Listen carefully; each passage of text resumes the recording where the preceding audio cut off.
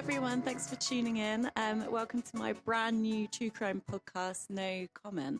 That's right, another true crime podcast. I thought, why not? What's the harm of adding another one into the mix? Maybe you can mix it up a little bit from your usual content providers and give this one a go. So I, like so many of you listening today, a huge true crime enthusiast, which I guess is a really weird thing to say, but I've always been really fascinated by true crime. So I thought, why not start a podcast and see how we get on and see if you guys like the content that I put out there. So I'm thinking my plan for the podcast is to keep it mostly true crime related. I'm thinking occasionally I'll do an episode looking at different sort of groups of people, different religious groups, things like Scientology. I'm really interested in. Also, the Westboro Baptist Church, if you've ever heard of those guys, they're pretty wacky. Louis Theroux does a really good 3-part series on the Westboro Baptist Church. So if you haven't seen that, definitely give that a watch. It's really, really good. So I'm thinking of maybe covering them at some point. And then other cults, the Manson family, which I guess also sort of links into true crime, but things like that. Before we kick off with today's case, I will say that all the opinions expressed in any of my podcasts are my own, based on the research that I've conducted for each case. You may not inevitably agree with everything that I say, which is absolutely fine. I think that's a good opportunity to open up the comment section and get into a discussion about each case and what you guys think and whether you agree with any of the conclusions that I draw. So with that, I think let's get started on our first case. So the case I've decided to initially look at is the Soham murders of Holly Wells and Jessica Chapman, which happened in 2002, which is, I can't believe it's going to be almost 20 years ago. It'll be 20 years next August, which just makes me feel so goddamn old. The reason that I've decided to do this case as my first is thinking back, this is the first time I really remember being engaged with a case and watching the news all the time, looking for updates on the murders. So I was around the same age as the girls when this first happened. And I just remember running back from school and speaking to my mum and just being like, is there any updates on the case? What's happened? Have they found any new evidence? Da, da, da, da, da.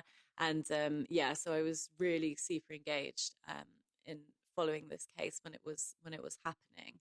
And funnily enough, my mum, who does consider herself to be quite an intuitive person, which I'm not sure if I always agree with, she identified who the perpetrator was as soon as they came on TV, as we'll see as we progress through this case. They're definitely not shy about speaking on camera and speaking with journalists and so on. So as soon as they came on to give an interview, which we'll look at as well, my mum was just like, that's the person that did it. They're responsible for the murders. And it turns out she was right. So there you go.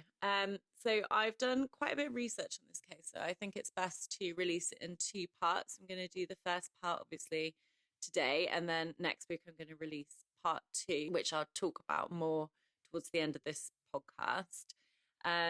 So let's do it. Let's get into the background of the case. It was a warm summer's evening on August the 4th, 2002, in the idyllic town of Soham, which is situated to the east of Cambridgeshire. Jessica Amy Chapman was visiting her best friend from school, Holly Marie Wells, as Jessica had just got back from a 2-week holiday with her family in Menorca. She had bought Holly a lovely necklace from her trip, bearing a pendant that read "Love," and was eager to give it to her friend. Now, it's so funny, and it's really, really sweet that she did this. And I actually remember every time I used to go on holiday, I was always have to buy presents and bring them back for my friends. So I can totally relate with her there. Before we continue with this story, I think it's important to look at the girls' background and how they first met. So they first met when they were in nursery and they were around 4 years old. And apparently they struck up an instant friendship. Although the girls were very, very close, they did have very different personalities. So Jessica was much more into sport and especially loved playing football, which she played for the Soham Town Rangers under 11s team. She also loved swimming and was very, very good at it. And I think she represented her county a number of times in swimming tryouts. She was a very pretty young girl. She had shoulder length brown hair and brown eyes. She was also very, very outgoing and very bubbly, and everyone commented on how she would just be able to get on with absolutely anyone, no matter who they were. So, like Jessica, Holly was also very outgoing. She was a little bit more shy and timid, but still a very friendly character. She was very vivacious, intelligent, and she had straight blonde hair and bluey green eyes. She enjoyed writing and was very good at English and excelled in her classes.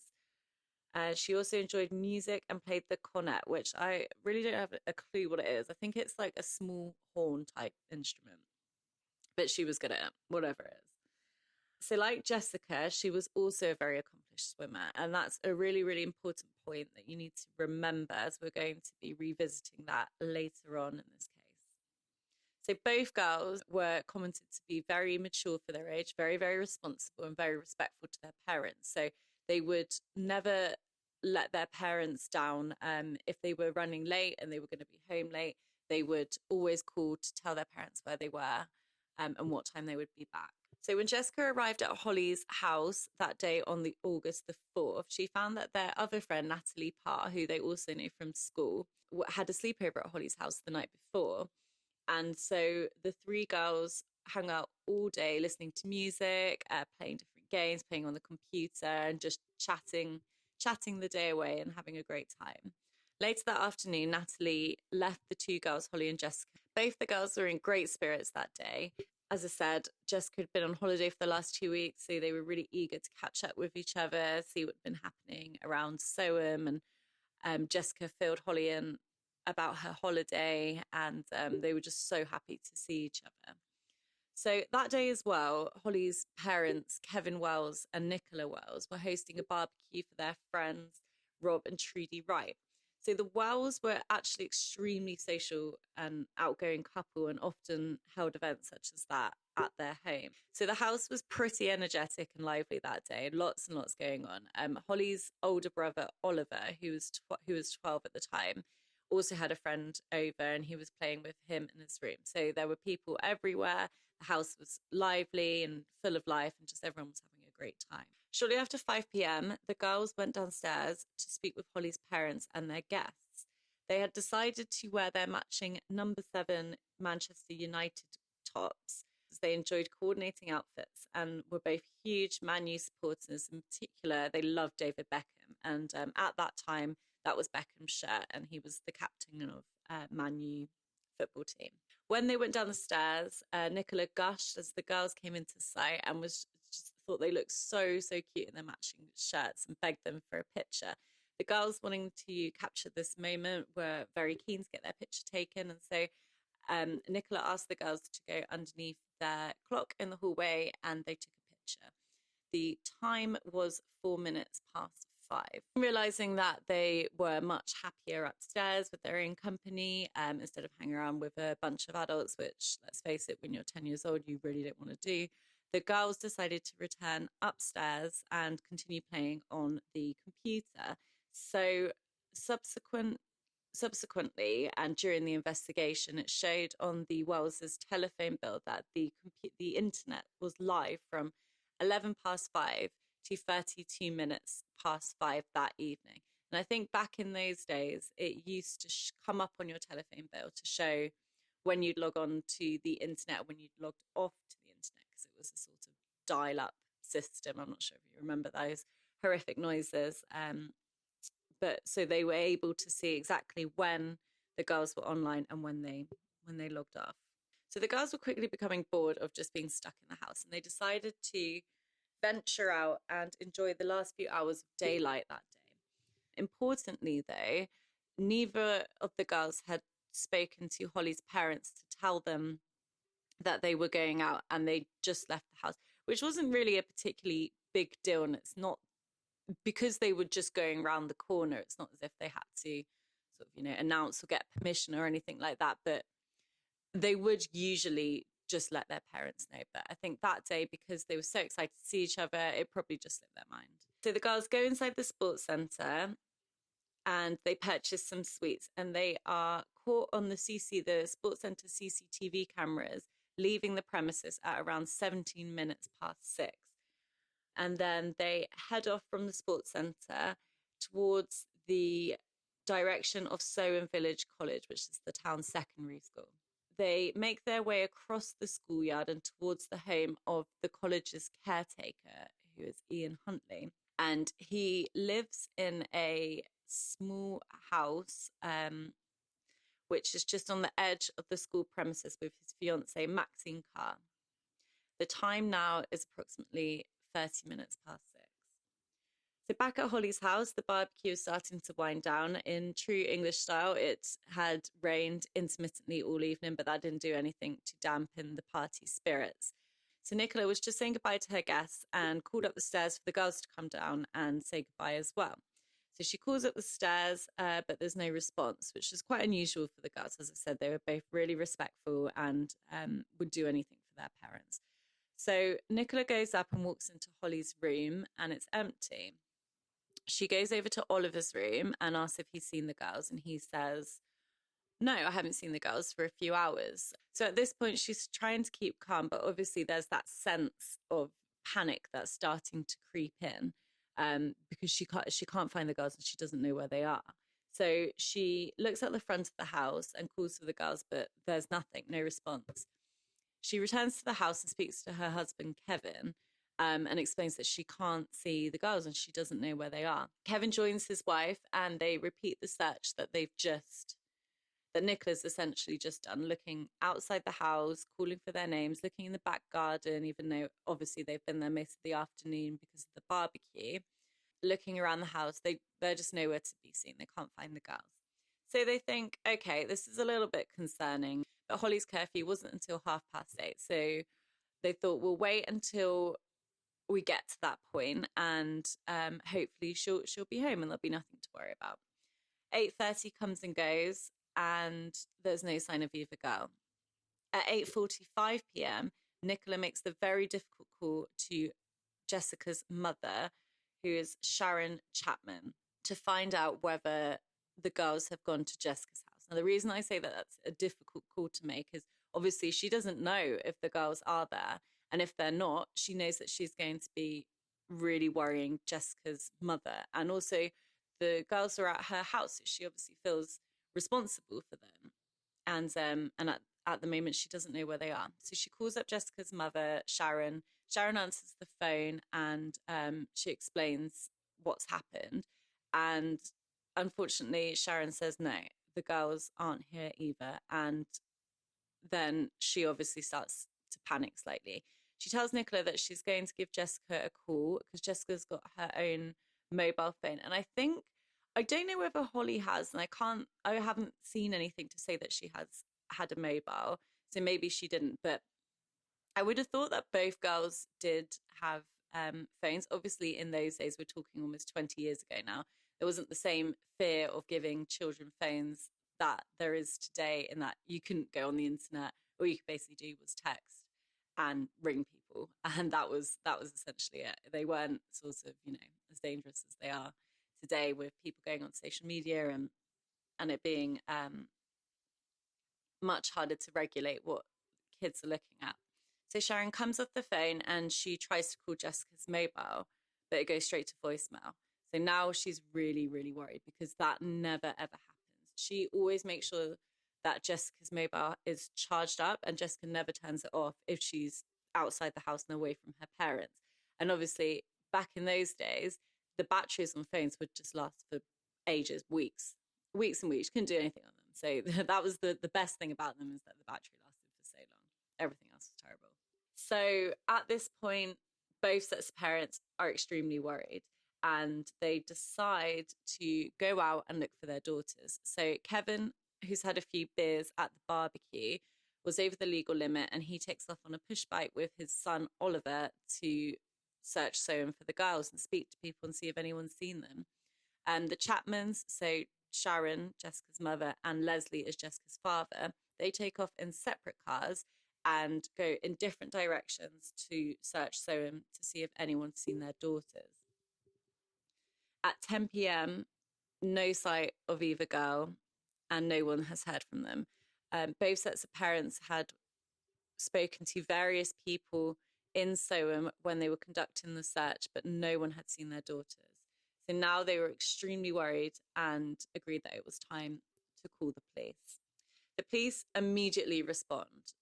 They immediately launch into a huge police hunt, like literally as soon as the call comes in. And actually, this is one of the biggest police operations that there's been in British history for a missing person. It was absolutely huge. I think over 400 officers were assigned to conduct a full-time search for the girls. And the news of the disappearance travelled extremely quickly around the very close-knit community of Soham, and people came out in their absolute droves to help with the search effort. Kevin and Leslie continued searching for their daughters for the whole night and finally called it a day at around 6:30 in the morning due to pure exhaustion and just being absolutely battered by the whole experience. So the disappearance of Holly and Jessica was soon to become one of the most publicized and biggest cases of all time, and it received almost daily coverage on all major news stations. Like, as I said, every time I came home from school, pretty much it was on one channel. It was on, one of the either 1 to 4, or it was on a lot of the Sky News channels that ran 24-hour news coverage. It was just literally everywhere. So on Monday, the 5th of August at 3:30 p.m., the parents made their first of several deeply emotional pleas for their girls to return home in the press conference. On the 6th of August, David Beckham recorded a plea for the girls to come home. He said, "Please go home. You're not in any kind of trouble. Your parents love you deeply and want you back." So that photograph that Nicola had taken of the girls in their Manchester United shirts was seen to be the most publicised image in connection with this case, and was shared all around the country as well as all around the world. It was literally everywhere. As the days went on, the police also released further photographs of the girls and hoped to humanise them in the eyes of a captor, if that in fact was what had happened to them, and hoped that that would improve their chances of being returned home safely to their parents. So from the moment the girls went missing, the police were definitely very outwardly optimistic, particularly with the families, of course. They wanted to try and keep their spirits up, but also to the public as well, because they wanted to keep the image of these girls alive in the public's hearts. So it kept making front page news, and people would keep looking out for these girls and try and get as much information in as they possibly could. However, this case sadly followed a couple of very high-profile cases, which I am planning to cover in the coming weeks, which is the case of Sarah Payne and Millie Dowler. And unfortunately, they had very tragic endings. And so the police were cautious that this may sadly go the same way. So by Wednesday, the 7th of August, the police were absolutely swamped by the amount of information that was coming in. Intelligence was coming in from all angles, and it was just absolutely drowning them. So they had thousands of calls, undertaken tons of door-to-door inquiries, stopped over 700 cars, as well as obviously continuing to conduct the search of Soham to try and find something of the girls. So at this point, they suspected that maybe a captor was responsible for their disappearance. And so they decided to look at all of the registered sex offenders in and around the area, and ended up speaking to over 260 people. But unfortunately, there was no leads, and it didn't take them anywhere. Thursday, the 8th of August, the CCTV footage of the girls at the sports centre was released to the public. It's not the best quality CCTV. Obviously, this was nearly 20 years ago. Cameras weren't very good, but it was something, and it showed that the girls were there at that time, which was 17 minutes past 6 on Sunday, the 4th of August. So again, it's helping the police to piece together their timeline and the girls' last movements before they disappeared. On the 10th of August, there was a reconstruction of the girls' final movements that was broadcast to the British public. Two actresses that looked very much like the girls, actually, were lined up to do the reconstruction, which must have been very hard for them. And I don't know exactly what they were told, and how much they knew about what they were doing, but it must have been very difficult. And I've read somewhere that the girls said that they took part in the reconstruction because they were just desperate to find the two girls, which is obviously really, really sweet. So, as I said, there had been so much evidence coming in, and absolutely flooding the police and their resources. And there's been several interviews since this investigation was conducted that just show the amount of strain that was on the police at the time. And I think there was a lot of strain coming from the people in the public as well who wanted answers, and they just weren't getting the information that they wanted. So inevitably, with that amount of information coming in, there's going to be a number of false leads that the police had to sift through in order to get the information that they needed. So Staffordshire Police, which is a neighbouring constabulary to Cambridgeshire, contacted them to say that they think that a man who is still at large may be responsible for the girl's disappearance. So this guy, I don't have any details for him, but he had been recently investigated for abducting and indecently assaulting a 6-year-old girl. And they thought that this was the guy that was responsible for Holly and Jessica's disappearance. They said that he drove a green Ford Mondeo and had recently been sighted, or the car had recently been sighted, in the Cambridgeshire area, around an hour north of Soham.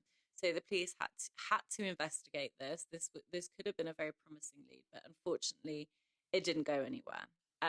A taxi driver, a guy called Ian Webster, reported a green Vectra or Peugeot with 2 screaming children on the evening that the girls went missing. So he reported seeing a vehicle, didn't know which one it was, could have been a Vectra or a Peugeot. He said it was swerving violently in the road, and there was a guy driving who was sort of swatting back at 2 girls in the back seat who were screaming and crying. So when this came in, the police were, again, absolutely just buried by the workload. They had to trace each vehicle that matched this description, and that ended up being over 10,000 that they had to look at up and down the UK, which is just a huge amount of work. However, it turned out that Ian Webster's clock in his taxi was an hour too fast. So at the time that he'd seen the girls, according to the police's timeline that they'd put together, they would have been walking around Soham. So another false lead, creating a lot of work for the police. A more sinister lead, which also turned out to be false, came from a jogger who, on the night of Holly and Jessica's disappearance, late at night, I think it was nearly 11 o'clock, he reported seeing disturbed mounds of dirt and a horrific screaming noise. So he reported seeing it just outside of Newmarket. So that was very close to where Ian Webster had seen the car. So initially the report was shelved due to the amount of reports that were coming into the police, that they decided not to investigate it straight away. However, given that Ian Webster had reported the suspicious driver in the same area, the police decided to look into this report more to see if there was anything to it. So on the 13th of August, the police met with the jogger and he took them to the 2 mounds of dirt and they started to excavate the area. This was absolutely painstaking work, as well as obviously being extremely tense. There was over 100 police officers that were conducting a fingertip search of the 2 mounds, and of course no one wants to find inevitably what they're actually looking for, which is parts of Holly and Jessica. And so it was very, very nerve-wracking and very, very tense work. By 4 a.m. in the morning, the first mound had been fully excavated and it turned out to be nothing but a badger set. By 6:30 that morning, the search of the second mound was complete, and again, it was another set. So another false lead, and obviously very awful for the parents of Holly and Jessica, who were given the information that the mounds had been located and were basically up all night, sat by their phones waiting for the news to come in. And it must have been a very tense and very horrible evening for both of them.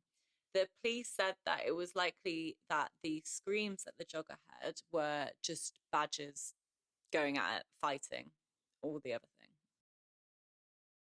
So by this point, there was an intense, and I mean intense, amount of pressure on top of the police to get results. It had been days, almost 2 weeks since the girls had originally disappeared, and they had basically gone without a trace. They hadn't got any information that they'd released to the public about their whereabouts. And so they were desperate to progress the case and move things forward.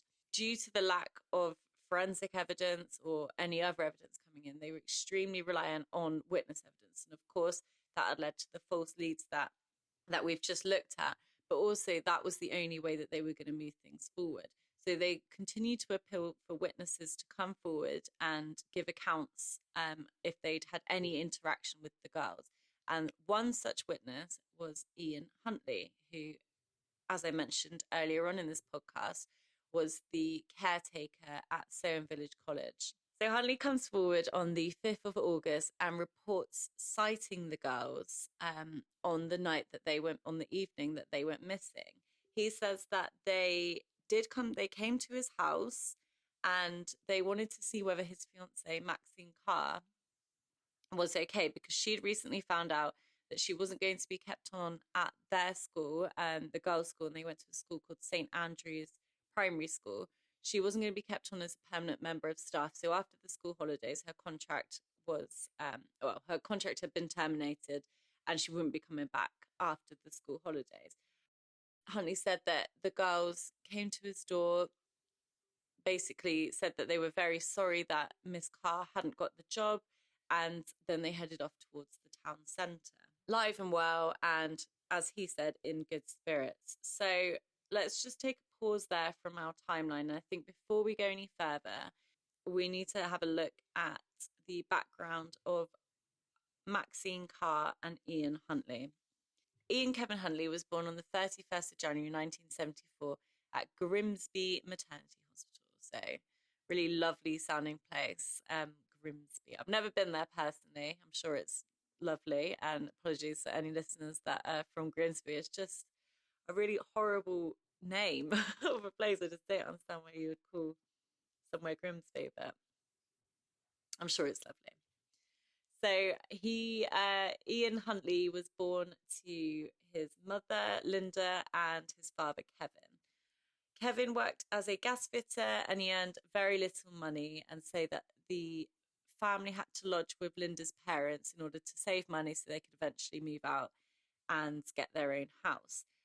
Kevin worked tirelessly to support his family, and soon they were able to afford the rent on their own place and moved a few miles north of Grimsby. Ian's younger brother, Wayne, was born on the 16th of August 1975 and completed the Huntley family. Kevin was a very, very strict father, and Ian did not have a good relationship with him. He absolutely doted on his mother, however, and always took her side if there was an argument between his mother and his father. Ian was also fiercely jealous of his younger brother, Wayne, a trait that would actually follow him into adulthood. Ian was very unpopular at school. He was intensely disliked by the pupils, and he was bullied relentlessly. The children in his school would call him all sorts of horrible nicknames, such as the White Cliffs of Dover and Spadehead, which I think is on account of the fact he has a very large, pale forehead and a strange sort of square shovel-shaped face, apparently. He also had a reputation for being a tattletale, and that obviously didn't do much to help his popularity in the classroom. But his fellow pupils would say that in any given opportunity, he would go and just tell on all the pupils to the teachers and get them all in trouble, and say that obviously didn't help. I also found that in Ian's early years, there was an allegation of him being beaten and sexually assaulted. There wasn't a huge amount of information on this, but it's perhaps something to, keep in mind as we move through this case. So Ian moved to different schools on multiple occasions. because he moved around with his family, moved around quite a bit. And I think as well, it was to do with the fact that he was so unpopular and bullied so relentlessly that he would move to a different school to hopefully have a better experience. But it just didn't work out that way. The guy was just not a likable person. Nobody seemed to like him. It's clear that he didn't have the easiest childhood. He was bullied relentlessly. He had a very strict and authoritative father, but that can be said for people all over the world, and much worse, in fact. He had, by all accounts, a loving mother, and his father did care for him. He may have been strict, but he did definitely care for him. He went out and worked for his family. He put food on the table, so it could have definitely have been worse.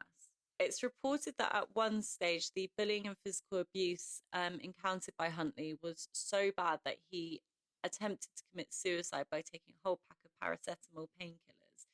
His mother found him on his bed. He was barely conscious, and he was rushed to Grimsby Hospital where he had his stomach pumped. So as Huntley grew up, reached his teenage years, things were still looking pretty bad. He was still very unpopular, didn't get on well at school, wasn't academically gifted. He finished secondary school at the age of 16, didn't have very good grades, and scraped around 5 GCSEs. There were also reports to say that he spent a lot of time by himself due to not having any friends. There wasn't much else for him to do. And there was a lot of reports to say that he frequently would torture animals. So he would blow up dogs and cats that he sort of found on the streets. So I guess neighbours' pets with bangers. He would pour petrol on them, burn them alive. One source even says that in his very early years, he strangled a puppy to death. So, I mean, obviously these are very violent tendencies and are symptomatic of people that go on to commit violent acts in their later life, and often on humans and no longer on animals. And so again, there's something that is definitely worth keeping in mind, and about Ian Huntley's past. So after leaving school, Ian Huntley went out into the world of work to see what he could accomplish. Obviously, he wasn't academically gifted. He didn't have very good grades. So he went out to see whether he could make something of himself. For him, he got a string of low-skilled factory jobs, which he found to be very unsatisfying. He worked in a fish wholesaler where he would gut fish. He stacked shells in a quick save, which was I don't even think they're around anymore. I think it was like a local convenience store. I haven't seen one in absolute years. I could be wrong, but I haven't seen one in fucking ages. So I don't actually think they exist anymore. He stuffed babies' nappies in a factory where nappies were manufactured. And he also worked at the local Heinz factory, which proved to be one of his longer stints in employment. And he seemed to get on okay there because both his mother and father worked there. And so he used to just hang out with them. His unpopularity in his younger years definitely followed him into his later years, as some of his former colleagues commented on the fact that he was very unpopular at work.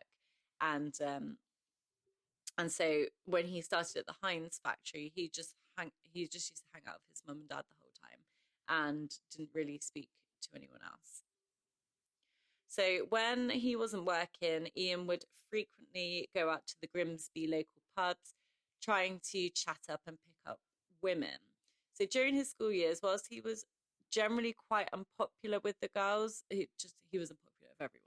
Didn't do very well with girls, but he would try to chat up girls that were significantly younger than him. So when he was around 15, 16, he would try to pick up girls that were around 11 and 13. So very, very inappropriate. So when he was in the bars, Huntley would invent wild stories. He was such a fantasist. And I think this was obviously because his actual life was quite depressing and sad and wouldn't really do much to impress a girl. So he would come up with all these crazy stories, one of which he said that he was a pilot in the RAF and he had to leave because of his asthma, which obviously never happened. And I think the closest that he ever got to becoming a pilot in the RAF was when he used to spot planes. And so yeah, that was obviously a massive lie. as with his school years, he had a particular interest in younger girls and found that they were much easier to manipulate and control and would fall for his lies much easier. And so this is the group that he would generally go for. So it was now clear that he was older. So he's around 20, he's in his 20s now. It's clear that his sexual endeavors were extremely inappropriate and predatory. So at age 20, he lured an 11-year-old girl into his bedroom after meeting her at a fun fair. He tried to kiss and pet the girl inappropriately, and she resisted. So he ran over and locked the door and basically said to her, "You're not going anywhere until you give me your virginity." On doing this, the girl started to basically flip out. She started screaming, going mad. And so he quickly opened the door and ushered her out.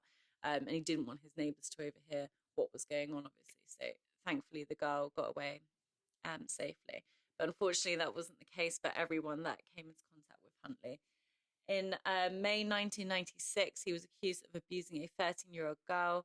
Then in September 1997, he was accused of sexually abusing another 11-year-old girl. During this spree of sexual abuse, Huntley was reported to the police 8 times and was investigated for rape on 4 different occasions.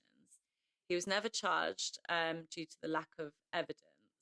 So obviously this was such a different time in terms of investigating and bringing charges in rape cases. And it's only very recently that there seems to have been a real shift in supporting victims who come forward to report sexual assault crimes, as in the last sort of 5 years. Before that, there was so much victim blaming that went on, and because so much of the evidence for these cases rests on witness evidence, and there's never usually a lot of tangible evidence, so things like CCTV and DNA and things like that.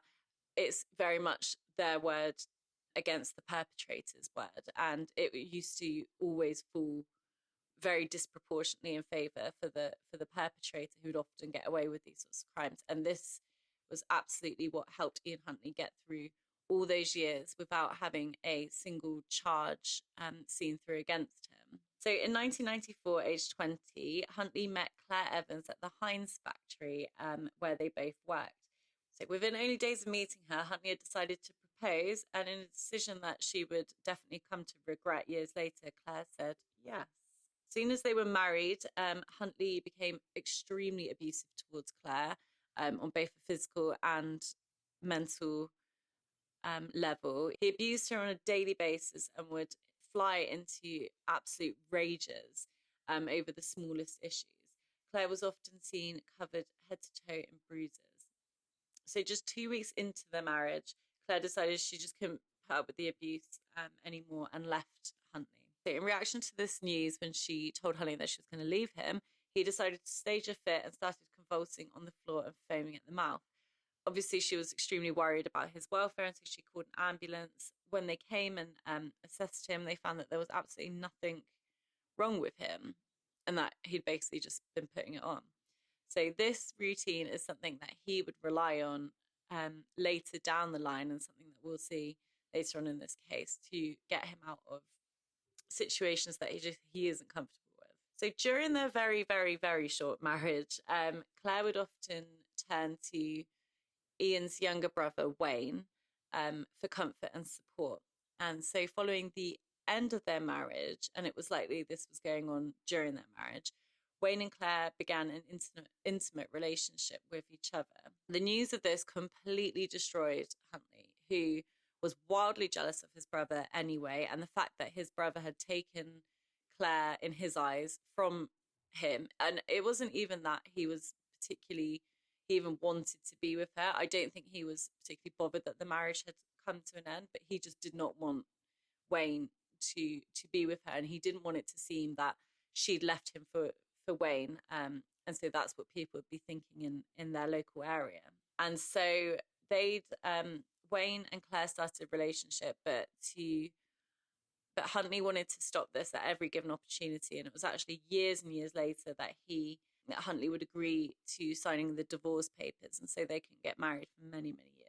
So we now know that one of Huntley's other victims, Katie Bryan, fell pregnant shortly after moving into Huntley's bedsit and gave birth to a little girl. So whilst she was with Huntley, she suffered a torrent of abuse as he routinely punched and kicked her. And on one occasion, he even threw her down the stairs. And I actually think this was when she was pregnant. So Huntley would subject Katie to horrific attacks and would often rape her. When she found out she was pregnant, she found the courage to leave Huntley for the sake of her little girl. So on the 16th of May 1998, Huntley was out drinking in the pubs of Grimsby. He made his way to the Hollywood nightclub, which was one of the only nightclubs in the Grimsby area, and so was obviously very popular. So he basically used to just go to this nightclub and sit around the bar, get steaming drunk, and just watch the women come in and just try and pick a victim, basically. Someone that would either willingly get with him or someone that he had to forcibly get with. So he took his usual spot at the bar and spotted a very attractive young woman. He made his advances, but these were swiftly rejected by the women. He basically told him to fuck off and get lost, and that she didn't want anything to do with him. As the club was emptying, which was around 2 a.m., Huntley followed the girl home as she left the club, and she went down an alleyway which was known as Gas Alley, as this was the fastest route to her home. It was a route that she'd taken multiple times, and so she was very confident taking it, even though obviously she'd been out drinking and was alone.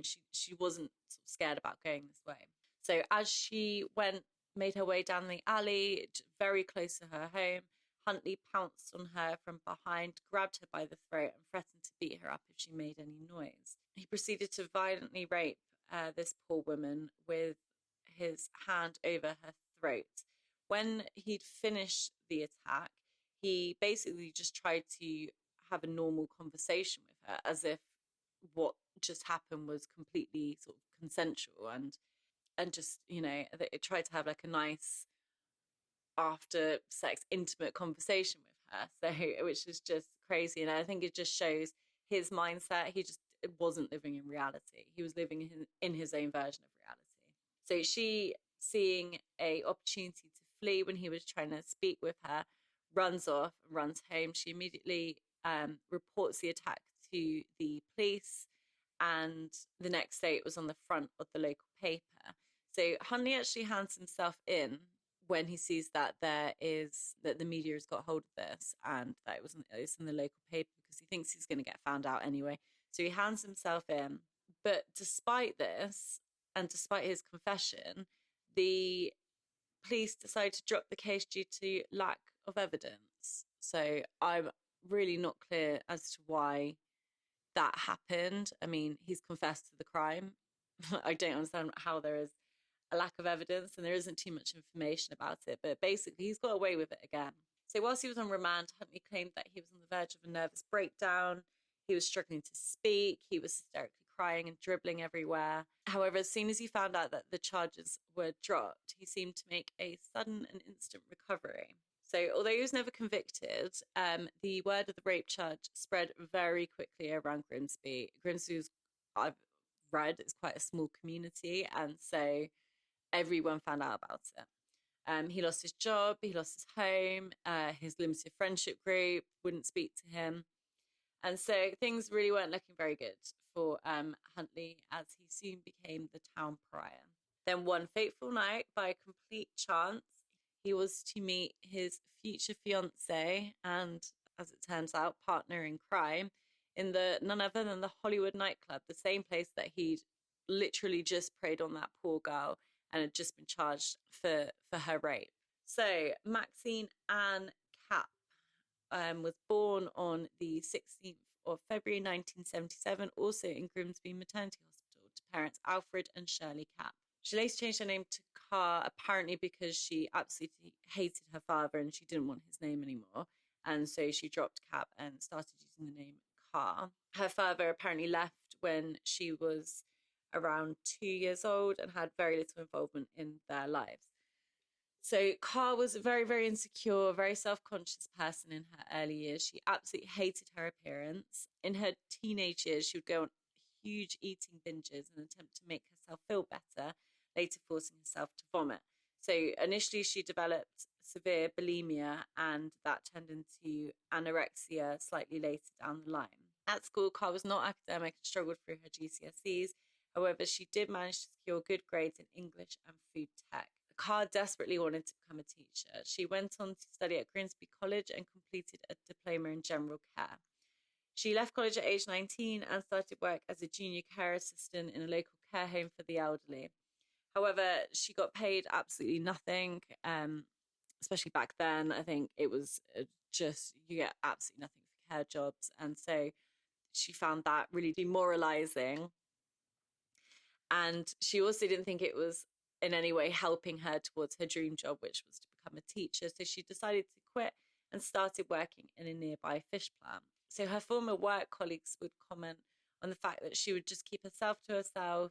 She never wanted to get involved in anything social. She never wanted to go out really with anyone from work. She started having relationships with men in her early 20s. And by this point, she'd managed to get her anorexia under control. And so she felt more secure in herself. Although she was generally very quiet and shy, her former boyfriends have commented on the fact that as soon as she would have a couple of drinks, she would just have a completely different personality. She would be up on the tables, screaming, shouting, flashing her boobs at people, and just really be a completely different person. And actually, her boyfriends would comment about how embarrassed they would be that she was behaving like that. They also said that she was very into S&M sex and always wanted to be dominated by her partners, and often told them to hit her during their intercourse. So then one night in the summer of 1998, two worlds would collide and change the path of each other's lives forever. They met at the Hollywood Club and the attraction was instant. Carr and Huntley started to spend every night with each other and they'd go out drinking in their local pubs. The instant connection is perhaps an indication of the pain that both of them had felt in their early lives growing up. Neither were very popular at school. Neither were where they wanted to be professionally. And so I think they were just very dissatisfied and unhappy with the cards they felt they'd been dealt with life so far. And when they finally found each other, it seemed to just fit for them. So soon enough, Carr moved in with Huntley, which is not unlike the patterns of his former relationships where he would meet, be super intense, and they would move in straight away. But as soon as she moved in, Huntley's true aggressive side started to surface, and he was extremely abusive to Carr and treated her very, very badly. He would say awful things in front of his co-workers to her. He would make about doing all the housework and making dinner. If she did what he deemed to be an unsatisfactory job with the housework or the dinner, he would kick her, punch her in the face, kick her down the stairs, kick her in her stomach. One witness alleges seeing Huntley repeatedly punching Carr in the face whilst having her in a headlock. When he tried to intervene and pulled Huntley off, which caused him to sort of fall backwards, Carr screamed up and told the man to get off and not to hurt Huntley. So despite all the abuse that he gave her, she was absolutely besotted by him and just stuck by his side. So at one stage, Huntley, who would frequently cheat on Carr, left her for a younger school-aged girl, again, fitting with his pattern of behaviour going for younger girls. She was absolutely beside herself with grief. She just, all she wanted was to be with Huntley and be by his side. She was completely trapped by him. So she tried to take her own life. Huntley seemed to get a sense of pride from this and took her back immediately. In June 1999, Huntley and Carr decided to leave Grimsby and the bad memories of dysfunctional childhoods and adolescence behind them and moved to Scunthorpe. Huntley borrowed some money and bought Carr a £4,000 engagement ring and proposed to her. She obviously said yes straight away. She was absolutely infatuated by him and was so happy that the man that she loved more than anything was wanting to commit to her in this way. For a very short time, life seemed to be very good for these two. Carr was really excited about the wedding. Huntley took the remaining money and that he'd borrowed and bought a red Ford Fiesta, and he was in a job that he was earning decent money. I think it was like insurance sales or something. He was earning a fair amount of money, and so life was okay. Life was good. However, the loan company where who he borrowed the money from to pay for the car and the engagement ring soon caught up with him, and he couldn't afford the repayment. So they decided to move away again in a hope that the loan company, I don't know, would just stop chasing for payment. This time they felt it was time to move to a new part of the country, somewhere they could get a completely fresh start. They could forget about the troubles of their past. And so in 2001, the couple moved to a town of Soham.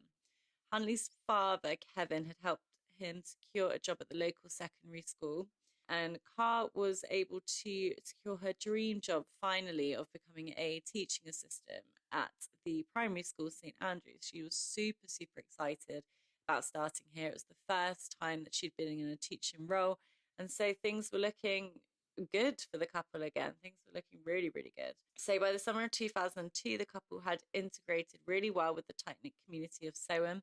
They were taken in by the town for the first time in their lives. They felt like they belonged somewhere and that they were part of a community. However, everything was about to come falling down in August 2002. So I'm going to stop there because I'm conscious I've been going on for absolutely ages, and I don't want to make this podcast too long. So I think we're going to stop it there, and that will be part one of the podcast. Next week, I'm going to release part two. That's where we're basically going to return to our timeline, and we're going to look at the investigation and the girl's disappearance. We're going to look at the outcome and the trial in quite a bit of detail as well, and then basically what happened afterwards. So please do tune in next week for part two of the Soham murder case. Thank you so much for joining me this week. I really hope that you enjoyed this podcast. If you, as I said, if you want to make any comments about anything that I've spoken about so far, then please do feel free to comment or follow me on Instagram. Leave comments there. If you want to leave any feedback, then by all means do. I want to put this out for you guys. I want to make sure that the content that I'm putting out is good and that you're enjoying it. So if there's anything that I can do, it's a learning experience for me too. If there's anything I can do better, then just feel free to leave some feedback for me. Thanks, guys.